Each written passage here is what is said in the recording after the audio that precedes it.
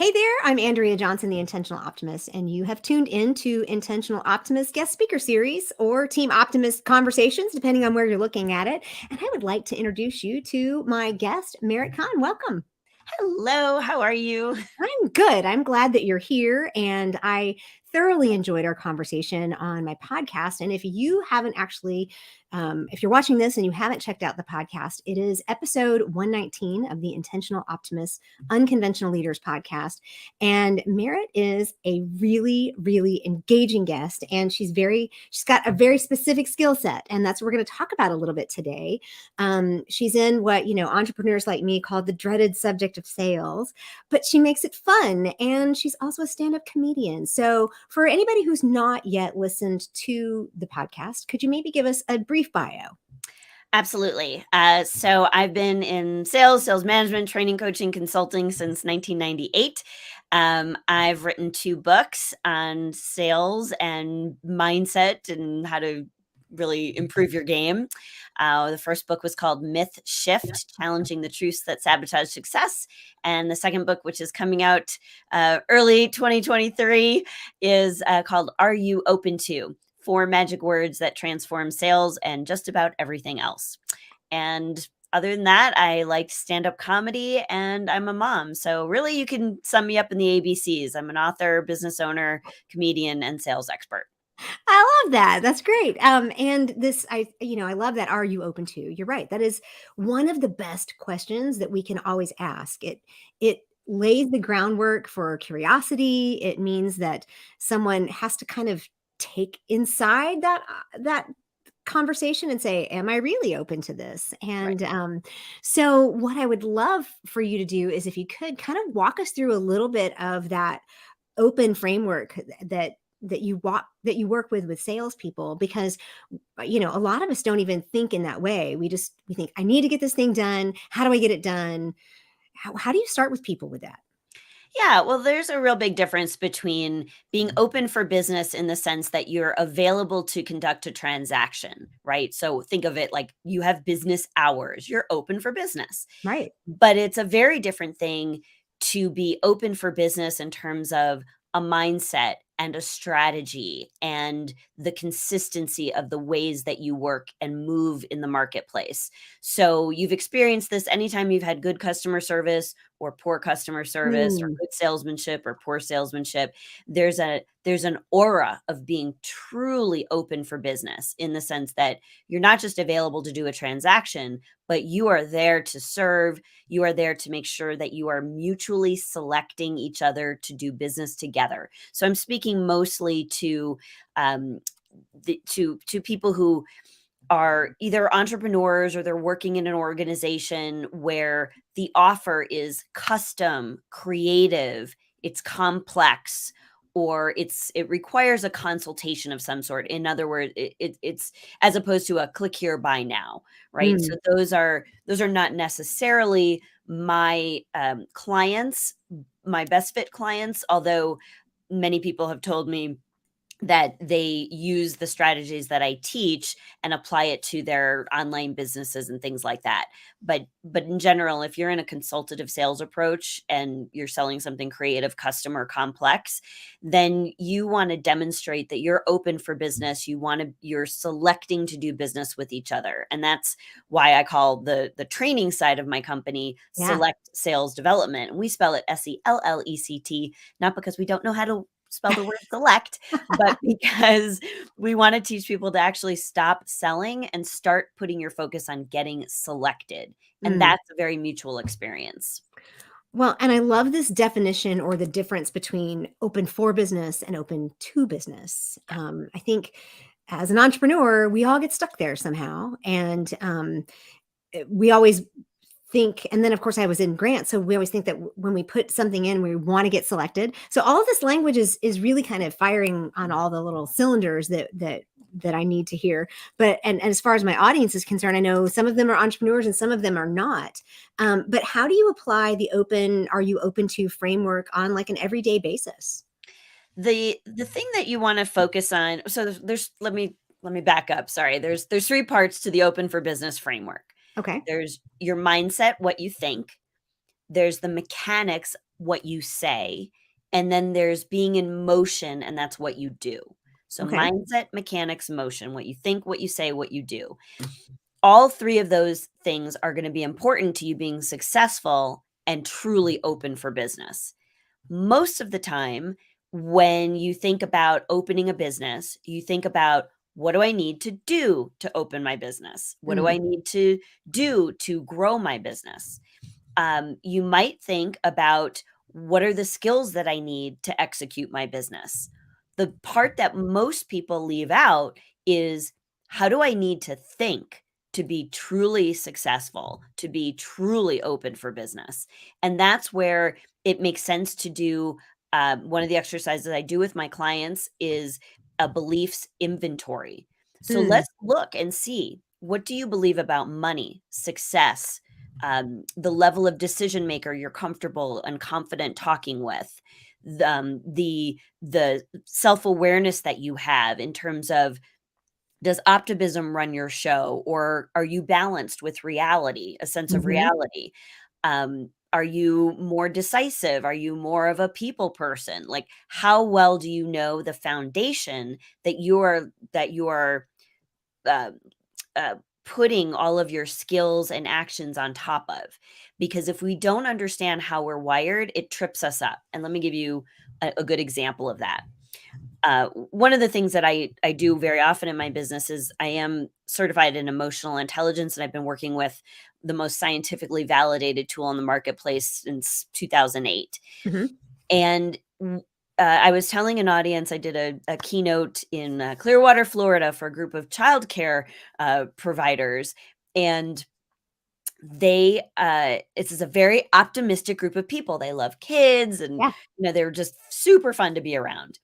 Well, they had a mission to positively impact 1 million children, and they were at 651,000 according to their latest Mhm. assessment. So I said to them, okay, there's a few ways you can look at that data. You can look at that from a overly optimistic, very low sense of reality check on that number. And some of you who have that wiring would look at that number and go, wow, we're almost to our big goal. We're so great. We'll probably get there on Tuesday. Right? Right? Like, woo! Like, totally not seeing any obstacles.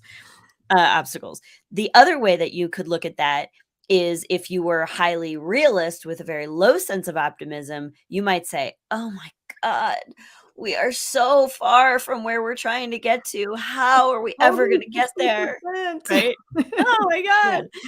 Well, you can see how both of those mindsets, how you think, will direct what you say and what you do next. Mm. And that is the part that is, we don't notice it. It flies under the radar. Mm. What I work with my clients on is, how do you balance those out first and foremost, among in each individual as well as among the team.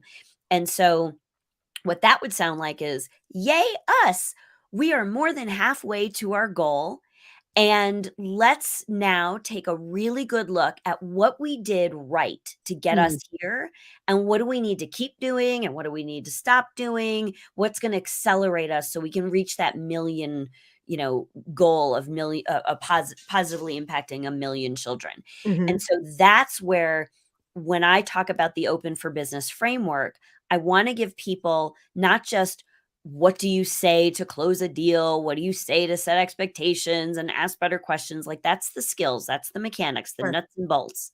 But you have to balance that with what you're doing, the actions and behaviors to get to your goals. And none of that matters unless where you'll notice those things will not serve you, but they may sabotage you. That is happening at the layer that is Mm. unseen. And that's that importance of mindset.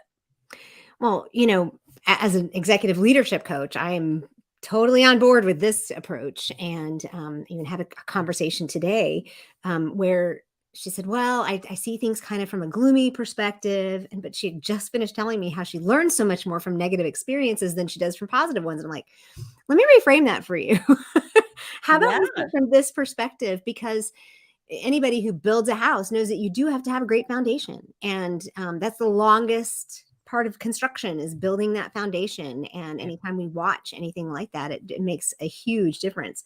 The other piece is I was going to put some personally was going to put some invitations out on social media this last weekend, but some things happened and I was not in the headspace to do it. And I thought, if I do that, then everything that I'm thinking in here is going to come out somehow. Even if I know the words I'm already going to say, it's going to come out. Agreed. Yeah. 100%. Yeah. Your mindset is what gives you the language. I can teach you formulas and structures and the pieces of the sales puzzle that you want to make sure that you cover in a sales process, but none of that is going to really support you. Like, you could know all that and the words won't come out Yeah. if there's something that's sabotaging you that you just don't know have an awareness of. And Yeah. that's why, especially for leaders, influencers, anybody, when I say sales, I'm really talking about anybody who wants to be more influential with other people, because Mm, we're all interacting with human beings. right. And when you want to be influential with other people, in a sense, that's a sales conversation. It may not be appropriate to call it that because there's no currency transaction, but it's still an influence Sure. opportunity. And we still use the language of, I'm going to sell somebody on my idea, right? There may Exactly. not be any kind of, I mean, I had to sell my son on brushing his teeth in the morning, right? It's like, it's, Yeah. it's, and in a way, you think of sales as being transactional, but sometimes it's not. I love this idea that sales is influence, because that in the same respect, it's also leadership. I'm leading this person to make this decision. Yeah. Yeah. So do you find people use your framework in leading organizations, or do they kind of tend to focus more on sales? I mean, most of my work is gonna be with leaders and people in the sales category, although much of my work over the course of my 20 plus years has been working with people that would never call themselves salespeople. They're Okay. professionals, they're experts at what they do, engineers. I have somehow trained many engineers in how to have, real people conversations that are influential. Because they need it. Yeah, highly technical people. But yes, the framework is applicable for all of that. And the reason why is because a good leader knows that they need to come at a problem from multiple perspectives. And Mm, that's why really strong leaders have coaches, they have a board of directors, they have a peer advisory group, they have places to go that will help them see an issue or a challenge from multiple perspectives that are not innately wired in them. mm, And that's incredibly important. So when I am doing, as an example, an emotional intelligence assessment for a leader, we'll look at, here's how you are personally wired, and can you now see, like, here's this challenge. I'll always ask first, what's the challenge? What's not perfect yet about your leadership? What's frustrating? Give me an example of a situation where you feel you're not really as impactful as you'd like to be with your team, or you've got an initiative and it's not moving as fast as you'd like. Like, show me what's frustrating. Then we look at their personal patterns, from an emotional intelligence perspective, and then we make some adjustments for how they might move in their leadership role, in terms of the mechanics of what they're saying to their teams, and how they are in motion. And then we make those tweaks there, but it comes from an understanding of that mindset component of the framework to make the right shifts, the fastest shifts that will make like a tangible, visible difference as soon as possible, as opposed to kind of stabbing in the dark mm. first with just looking at the mechanics or the motion section of the framework, with and pushing the mindset component to the side. So once we have the mindset at least aware, right? Yep. Because we don't say we fix the mindset. Okay. It's something that we're working on constantly Sure. and always aware. And so once we get that and we understand that we have the language that we need for the foundation, we move into the mechanics piece. So what do you find are the biggest pieces that people need to have in place to understand the mechanics for what they need to do? One of my favorite things that I always share with leadership audiences, in particular on the mechanics side, is the idea of uh, don't act as if you have it all together. Mm. Ask as if you really want to. Oh, So one of the I mean, we've all heard at some point along the way, it's sort of like act as if you're the success you want to be, act as if you're the solution to every problem, act as if, you're the cat's meow, right? I think that's terrible advice. We don't want a bunch of actors out there, and I understand, the genesis of it. It's act in terms of action for sure. is what it's really how it was really intended, but it's sometimes often misinterpreted as act as in acting, Yeah. and that is not what people want. We want authenticity from our leaders especially, and so my position is don't act as if, ask as if. And the lesson is really around what are the questions that leaders can ask deliberately that will create a space for you to get new information, better intel so that you can make a better decision moving forward. Mm. Because a lot of times, you know, I as a leader myself, and I've led teams, I've run sales teams and companies, and I um always feel the pressure to be the one that has all the answers, right? Like Right. I'm leading the team. The problem is I don't always have all the answers. So, how does a leader feel comfortable?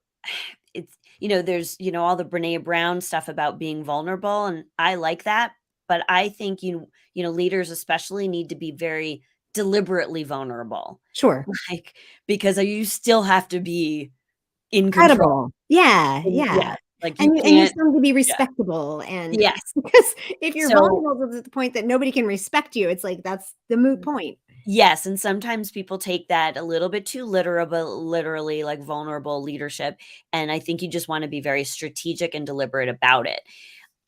So my thought and how I work with leaders is to say things like, "Before I tell you my before we move forward with my, uh, decision about how we're gonna solve this problem, I'd really like to are here, I'd like to open my mind, my thinking to what else you come up with, right? Like I have my like before we just go down my path, Mm, let me just make sure like what do you guys think, right? mm, So it's kind of conveying that confidence like, look, I have a plan. Before we go with my plan, let me just make sure I'm dotting i's, crossing t's. I'm mm, open to your suggestions. I'm opening to your ideas, right? So that's a way.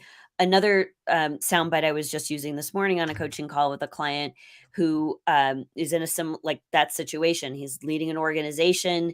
He uh, really doesn't. He needs to change direction because new information came into his experience that would mean that the original plan he had was not a good plan anymore. mm, So instead of being seen by the team as a flip-flopper, he needed some leadership like language, the mechanics right. to share with his team. So I said, okay, I would say to them, as you know, we've been on this path. I have recently come into some which I do think was the right path for us, but based on some new information that I've just become aware of, that is no longer going to be the direction that's gonna position us best for the future. Mm, So I'd like to introduce this slight shift that we're gonna make in our new plan. And I just wanna make sure everybody is yeah, on board with that, yeah, right? So it's still powerful, decisive. It doesn't make leave people thinking like he flip-flopped, but he used the language of, "We had this plan, new information, that's why we're shifting. I've mm, redecided our plan," and that redeciding is another tool that I use with leaders because they often are the people in the process that have the hardest time saying we need to course correct because Mm, they don't want to be seen as wishy-washy or indecisive. We've been told strong leaders are people who are very decisive. And sometimes you need to redecide your redefine. position. And Yeah. so instead of saying, oh, I changed my mind on this, which sounds kind of wimpy, Yeah. there's nothing wrong with changing your mind, but it doesn't have the same cachet as, I've redecided my position on this. Mm. Yeah, I love that word. I've not used it. And I work with leaders as well in organizations, and it doesn't matter where you are when you lead, you will come up against these kinds of things. And it's really simple to go one of the extremes and sit there and take in all the information, and everybody thinks they're supposed to have like their influence is going to change the decision of the leader. Or it's real easy for the leader to say, "This is what we're doing," you know? And I really like that, the way that you walk that line and help people walk that line, because it does have that curiosity factor to it. It does have that openness to it. It Yeah. does have that inclusiveness to it, and being able to say, "I have an idea of where I want us to go, but I wanna make sure that I'm seeing all the perspectives and I'm, Yeah. crossing all the," and then the whole redecide, we have to do that every day in our personal lives, and we never apologize for it. Mm, Why would we do that anywhere else? And if we're open, then being able to take in the new information, because we make decisions based on the data that we receive, right? exactly. So I really like that. I love that redecide. Okay, so these are some of the mechanics that we need. Once we have the things that we need, and we're ready to actually redecide or actually put a plan in motion, what are the biggest things we need to do there?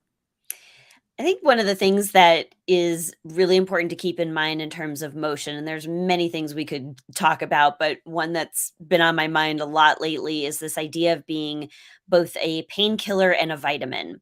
And this is not my original thinking. I'm sure I heard this from somewhere, although I can't recall the exact source. But back when I originally heard it, the idea was it was really a sales idea. So to be in motion to solving a problem, you would want to think of yourself from for an effective salesperson wants to position themselves as I'm going to solve your pain because if you think Sure. about it, we're going to do more to solve pain than to gain pleasure or stay the course, right? So you would pay more for a medication that's going to relieve pain Yeah. than you're going to pay for like a standard vitamin pill to keep Hmm. you healthy. However, what I originally thought of as good idea back in the day of being a painkiller and not a vitamin, I now see more as you really want to be both today. Mm, First, you want to solve the problem, the pain that whatever is causing someone pain, but then you want to create a system in place, create the structures so that you can keep them out of pain and keep them mhm, healthy. And that's just an example. So for example, let's say you had, a service offering, and your prospective client has a problem. You want to, let's say, taxes, right? Like they're being audited by the IRS. Okay, so first let's deal with that. That's the pain. But then let's make sure that you're not putting yourself in a situation right. where the IRS is knocking on your door anymore. So, what do we need to shift about how you're doing things? And so, being in motion is being aware of the actions and behaviors that you're going to execute first to deal with what's right in front of them, and then to make sure there's this maintenance plan. Yeah, I like that, and I use both painkillers and vitamins. Um, and, I think that that's a really good analogy. It's something that we can see and we can understand. I also can see how the mindset sets you up for these pieces, because if your mindset is wrong, then you don't know how to do the mechanics. If your mindset is wrong, then you may only be a painkiller or you may only be a vitamin. I think many of us really prefer to be a vitamin, because it's just so easy to say, take this and you'll just feel better, and but I can see how all three pieces work together in a nice little format that gives us a framework in our minds, back to the mindset, to be able to move forward in the decisions that we do want to make. Is there any like one piece of advice for where we should start that you would give anybody that's like starting, beginning this process?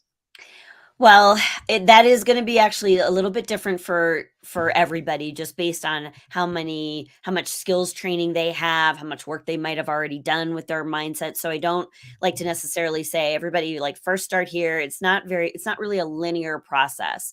My experience is that for some people to really make great shifts in their mindset, they have to focus on some mechanics, and they once they build some of that confidence in what to say, that shifts their mindset. Now they're feeling better about things, and then they're more in action. Okay. Some people, are pretty strong in those other two, but for some reason they're just not in motion. We put a plan together, they get themselves in motion. Those other two come along for the Yeah. ride as well. So it doesn't really matter where you start. I think the best solution is to do a little assessment, like a SWOT analysis, see where your Sure. strengths are, your current weaknesses, the opportunities, and some threats.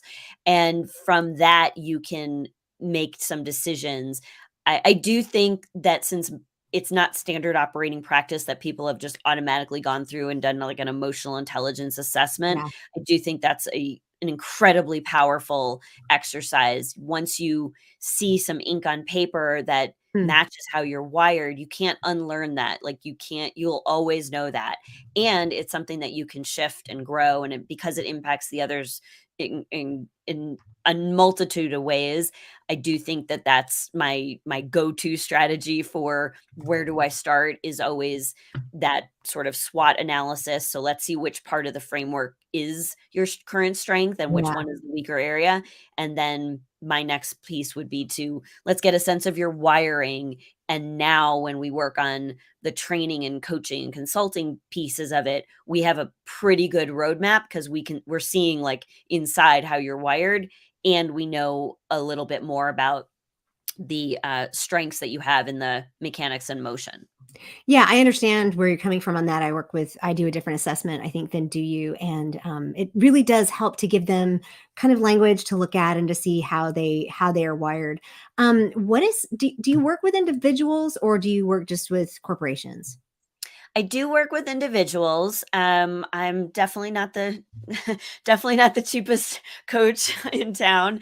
But you know, for high-powered people that really understand and resonate with the model that I've shared, you can make a lot of uh, strides in many areas of your life by having an accountability partner, Hmm. somebody who's really keeping track of the conversation, the progress, what there is next, and someone who has a very deliberate roadmap for you. Yeah. So I don't work with a ton of individuals. I'll say that it's more it's very selective, selective group. But I always keep some time on my calendar for those folks because that's who I am in the world, right? Sure. I am an entrepreneur, and I know the challenges, I know the frustrations. I've run my own business for more than 20 years as a consultant, and I feel like I have a lot of specialized knowledge for those kinds of projects. But those people generally find me when I'm speaking at a large event, a association conference, or a corporate event, and the right people, and they're very few and far between, right? It's not the Hmm. majority of people that raise their hand like, I want to do the hard work. Yeah. I really want to dig deep, and when you find them, it's a magnet. And Yeah. so yeah. And I love that feeling when it comes together. It's so interesting how the selection process is automatic when it happens like that. It's really kind of nice. So Merritt, for people to find you, because you do have a book coming out. Your website is merrittkahn.com, which is pretty Yes. simple and easy. And when is the book coming out again? Where we had a little bit of a delay. That's just because I had more ideas about some of the support, like material that comes with the book. So Cool. I, I put a pause on it. It was supposed to be done at the end of January. I'm thinking, let's say publicly, I would say the end of March. It should Okay. be in print. And we should be able to find everything on your website. Yeah, it'll be on my website. The book will be on Amazon. So yeah. Okay. But definitely that is the hub, meritkahn.com, MERITKAHN. There's always a little let's talk button. Don't be afraid to grab 15 minutes, 30 minutes on my calendar, and let's talk about anything that I may have shared that you want to ask a further question about, or anything I can do to help. Excellent. Yeah, because you seem to be like this wealth of information, which is there's a lot there. We can't get it all out in 30 minutes. But the other option for people too is if you've not yet listened to the podcast, you can go hear her story there and get a little bit more information. And don't forget to check out her comedy tour as well, and just her as a comedian. This has been delightful. Is there anything I've left out? I don't think so. We are making a few edits on the training site, which is selectsales.com, Okay. SELLectsales.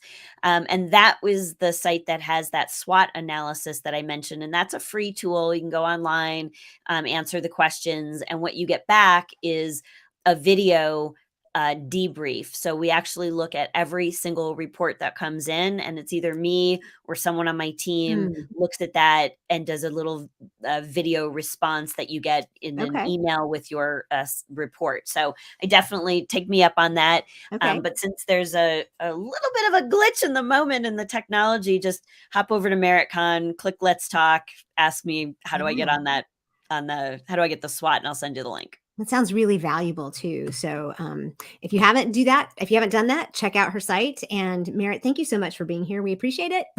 Thanks, Andrea. I appreciate being back with you. Yeah, y'all have a great day.